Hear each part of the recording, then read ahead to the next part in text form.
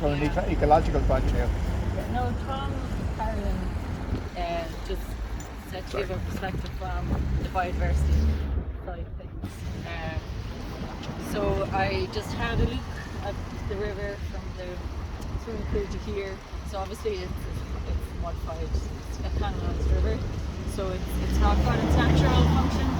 But what you're seeing is despite what we've done, which is put the river into a wall where we've taken away all its natural ability to flood. It's got no habitat to flood into. It's inside this wall.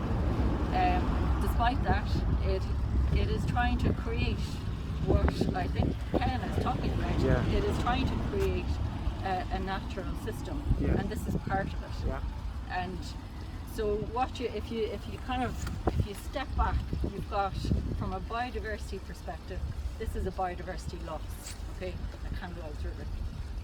And this is a biodiversity gain.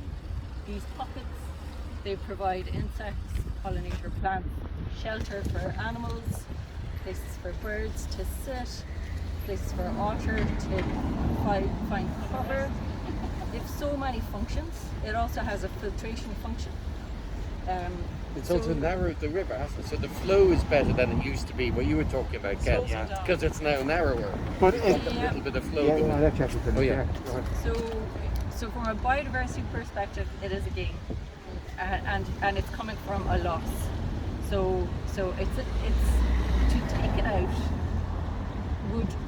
There should be evidence that it will actually, like you could. I was trying to think of other examples where you'd be allowed to take out. I suppose there's a lot of examples actually, where you're allowed to take out a bit of habitat without having a scientific basis for it. So if the hydrology study shows that this will alleviate the flooding, but I suppose the other thing that you would need that study to justify taking that out. But you also, like, the whole shift in emphasis is to the catchment. And so the flooding, the change to the land in upstream with drainage, with loss of habitat, is pushing all the water into urban areas.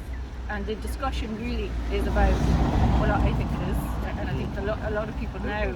I suppose the analogy is flattening the curve, like the COVID thing. Yeah. You flatten the curve and then you stop the flooding. You flatten it in the upper part by allowing it to flood out in suitable areas in the upper catchment. Yeah. So, like say here, I'm not too familiar with the upper part.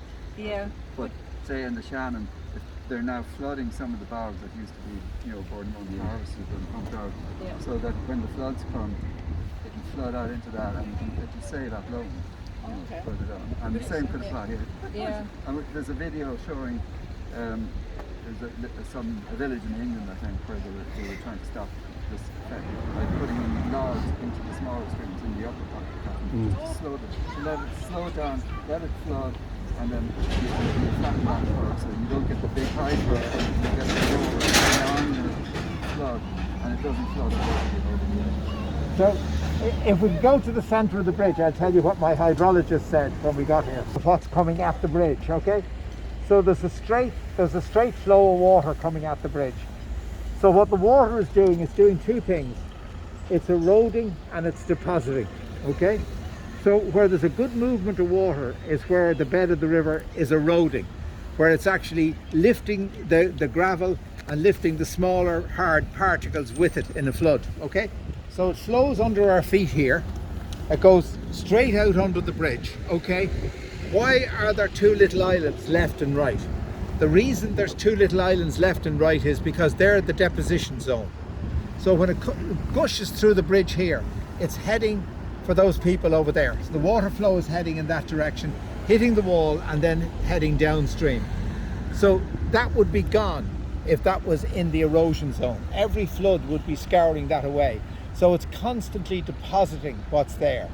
The other thing is that what you see in terms of vegetation on top isn't the real height of that particular island. The real height of the island is the hard structure, the soil and rock that's underneath that. And in reality, in any sort of very modest flood, that would be drowned out. That would no longer become an issue because the main flow will be going down as I'm pointing now, On the deposition side, you'll just have the river rising, flowing over the top, and then there's a gentle fall and straight down into an almost canal-like section below. So part of the issue in terms of how fast the water then gets out is the weir below, because the weir below is actually stopping the water from escaping out and actually increasing the deposition. So in reality, what you have is a situation where the water comes through, drops its load on the left and the right, turns the corner and heads for the sea, and then it's pulled up tight by two weirs, one at the bridge and the one below it. So what Jackie is, I was saying this to Christy earlier, what they do now is they do some really interesting flood modelling. So the engineers have the ability to be able to build scenarios in terms of, they do a physical survey here, they know the flow rates, the heights and so on. They can actually tell very quickly how much of an extra risk that particular piece of vegetation actually poses. So they can tell you what would happen if that wasn't there versus what can happen when it is there. And I can't second guess that. That's up to the engineers to decide that. And then they have to look at solutions. So if it is posing a risk, how do you reduce that risk? If you took that island out, you still have a weir below as far as I'm concerned. It's still backing up the water. So do you actually then have to deal, as I'm suggesting, with the weirs below? So do you need an overall solution, or do you take out the island? So I don't know, because I don't have the numbers in front of me, but I think that's the sort of scenario. Now certainly, as far as my hydrologist was concerned, his quote was, that is not posing a flood risk. That was his quote. So.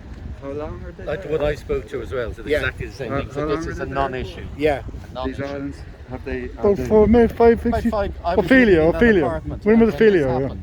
And I saw the first weed colonised. Yeah, So it's been very and interesting. So it's very And I was recent hoping this then, school yeah. would be would actually come along. So which less group than are looking for colonisation. flow? So, I mean, and would it have been dredged out before that? No, they're not. I don't know. Because I mean, it's odd that they're there. There's no Big big flood. flood. I think it was one big event flood. really Yeah, happened. yeah, okay, That's when it Something started. must have I think. happened. Yeah. Or the change in the whole hydrology system And they think this is upstream. going to back Because if they're that recent, they'll develop like that. You'll have a succession going on there. Oh, very much. I mean, There's the willow end up started to get going, and then people, we were kind of going, oh man, people won't take it. All right. That was always marshy there. Oh, that's a well-known thing. Sure, we had an old lady for housekeeper, and she said that was all of the floodplain. She said So the house will all be flooded. They built on Yeah, that. it was ignored. It was ignored, wasn't it? I mean, there was a dump up there, a tanning place up there, all going into the river. It was stressed out though in winter weather and flooding. Yeah. People were stressed out. Oh, Yeah. they would be. I mean, Yeah. that's unfortunate, like, that they built there. Now you have to... But this bank here won't have any effect on the flooding up in Ashwood. No way. 40 foot higher.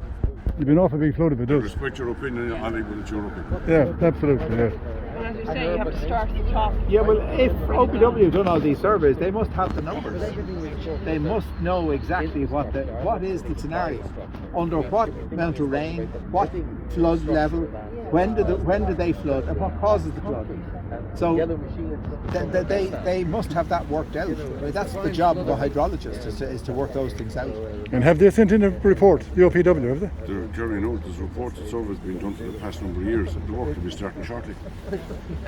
We were just 5-minute walk. Yeah, no, we'll have a look, but that's classic sort of flood relief program where you're trying to stop the water going into the houses.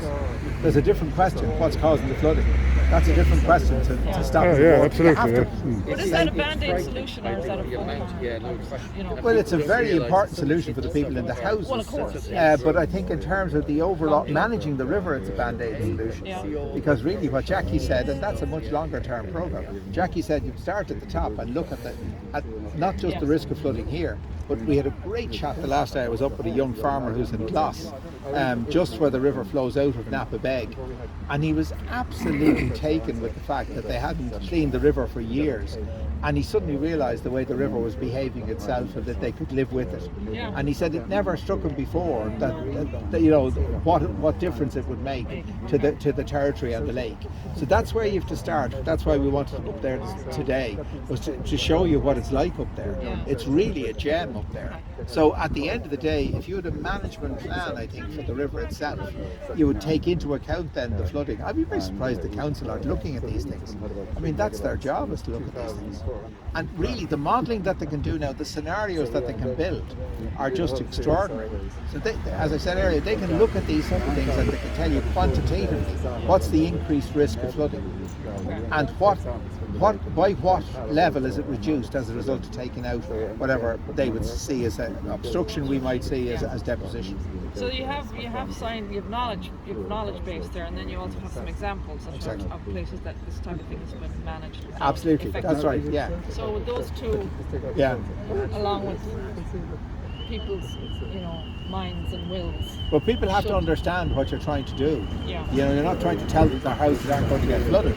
If we get a 250, as we said earlier, year event, and it is likely that we will, there's no mitigation is going to mitigate against it. We've built all of our houses along rivers and seafronts and everything else. What we can do is try and reduce the risk. And it's very like COVID. So my life is built around judging risk, and that's really what you're asking.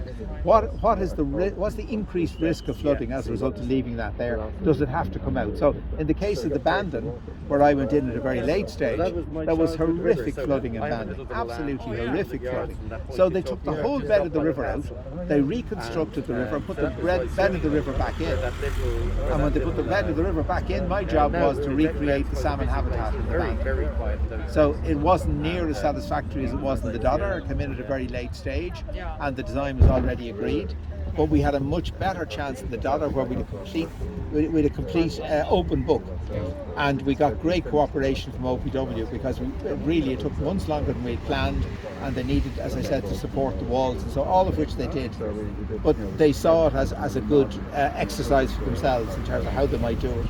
Because they went from a situation, and they remembered as well, where January 2020, they were talking about flooding all of the riverbed between the two walls. They saw that as the solution to supporting their walls. Whereas midsummer, when they did the calculations, there would have been that depth of water in the river. That didn't matter to them. They were thinking about floods. Okay. We did a few rough calculations to show them how warm that would get.